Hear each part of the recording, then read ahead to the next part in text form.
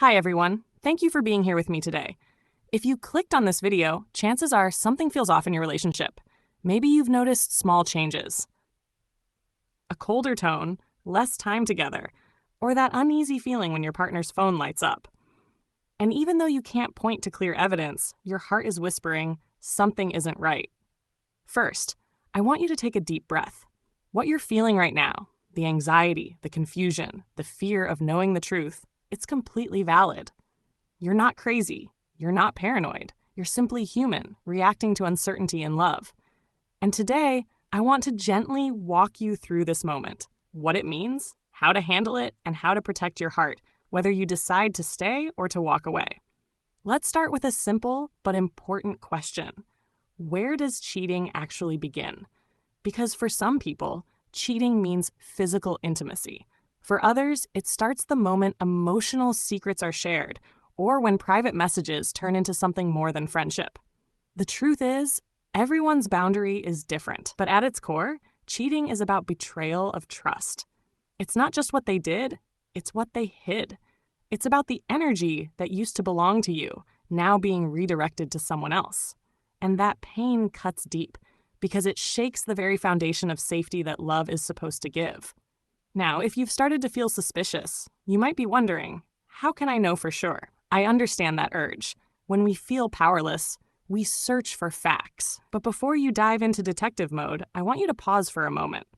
Ask yourself, what are you really looking for? Proof or peace? Proof can confirm your fear, but peace only comes from clarity, and clarity doesn't always require evidence. Sometimes it's the shift in their eyes when they speak. Sometimes it's the way their body tenses when you ask a simple question. Sometimes it's the emptiness you feel when they hold you, and yet it feels like you're alone. Still, there are practical ways to notice patterns, not to invade privacy, but to protect yourself emotionally. Maybe your partner suddenly guards their phone like a secret diary. Maybe their schedule becomes unpredictable, or maybe their affection feels inconsistent, too much one day and cold the next. When behavior changes suddenly without a real explanation, your intuition deserves to be heard.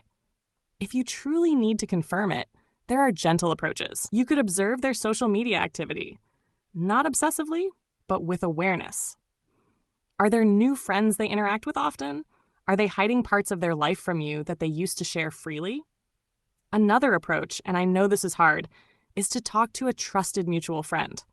Sometimes friends notice things we don't. Ask them honestly and directly, not to gossip, but to understand. And remember, if your partner's loyalty is genuine, truth has nothing to fear from honesty. But let's say you do find out. You discover the truth. That moment can feel like the world collapsing beneath your feet. It's as if every memory rewinds in your mind, and suddenly you question everything. Was it all a lie? Did they ever really love me? These questions are painful, but they're also part of healing. The first thing to do is simple, though not easy. Breathe. Don't confront them right away. Don't make decisions in the storm of heartbreak. You deserve time to gather yourself, to feel, to cry, to scream if you need to. Rushing into confrontation often leaves you saying things you'll regret or hearing excuses you weren't ready to handle. When you're ready, and only when you're ready, sit down with them. Speak calmly. Use words that start with I feel instead of you did. Say, I feel hurt. I feel confused. I need to understand. This shifts the conversation from blame to truth. It doesn't mean you excuse what they did. It means you're choosing to speak with strength, not anger. Now, if your partner admits it, that's another crossroads. Do you leave or do you stay? There's no one-size-fits-all answer. But staying after betrayal requires something deeper than love. It requires boundaries and rebuilding trust. Love alone cannot rebuild what honesty destroyed. If you choose to stay, do it from a place of clarity, not fear. Don't stay because you're afraid of being alone or because you hope they'll magically change. Stay only if they show genuine remorse. Not just words, but actions. That means transparency, accountability, and consistency over time. You can forgive, but forgiveness does not mean forgetting. You have every right to protect your peace, even inside the same relationship. You might also consider setting boundaries as a form of healing. For example, I need to know where we stand. I need openness with communication. I need you to take responsibility for what happened. These aren't demands. They're the framework for rebuilding trust. However, even when you stay, you must accept one truth. The fear won't vanish overnight. The anxiety, the late-night thoughts, the urge to check their phone, these are emotional scars. They take time to fade. If you find yourself reliving the betrayal, don't blame yourself for being weak. You're simply trying to feel safe again, and that takes patience. Now, what if you decide not to stay? Then I want you to know something powerful. Walking away is not failure. Leaving a person who betrayed you is not giving up. It's choosing yourself. It's choosing to rebuild peace from within. And one day, I promise, you'll wake up and realize that the pain has softened. Not because you forgot them, but because you found yourself again. If you want them to regret losing you, the best revenge isn't anger. It's peace. It's smiling when you say goodbye. It's refusing to let their betrayal define your worth. When you walk away with dignity, they will remember your strength more than your tears. Let's also talk about the emotional aftermath, because whether you stay or leave, the pain remains for a while. You might catch yourself comparing, wondering why you weren't enough. Please hear me clearly. Their cheating is not your fault. You could have been perfect, loving, loyal, patient, and still been betrayed. Their choice reflects their emptiness, not your inadequacy.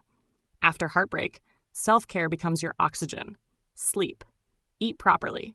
Go outside. Spend time with friends who remind you who you are. Write your thoughts down, even the angry ones. And when you cry, let yourself cry fully. Tears are not weakness. They're your heart's way of cleansing pain. In time, something beautiful happens. You stop obsessing about why they did it, and you start asking what this taught me. Maybe you'll realize how strong you are. Maybe you'll discover you were loving too much without receiving enough. Or maybe you'll simply see that you deserve a kind of love that never asks you to doubt yourself. Remember this: a person who truly loves you will protect your peace, not destroy it. They will make you feel secure, not suspicious. They will be your home, not your storm. If someone shakes that peace, you don't need to chase closure, because you can create closure within yourself. So if you're listening to this tonight with a heavy heart, I want to remind you, you're not broken. You're just learning who deserves access to your love. And sometimes heartbreak is simply love leaving the wrong place to make room for the right one. You are worthy of a love that's loyal, calm, and kind. And you will find it. Not because you search harder, but because you finally stop settling for less than that. Thank you for staying with me today. If this resonated with you, take a deep breath, drink some water, and give yourself credit for facing the truth with courage. You deserve honesty, you deserve peace. And most of all, you deserve a love that never makes you question your worth. Take care of your heart, my friend. Until next time.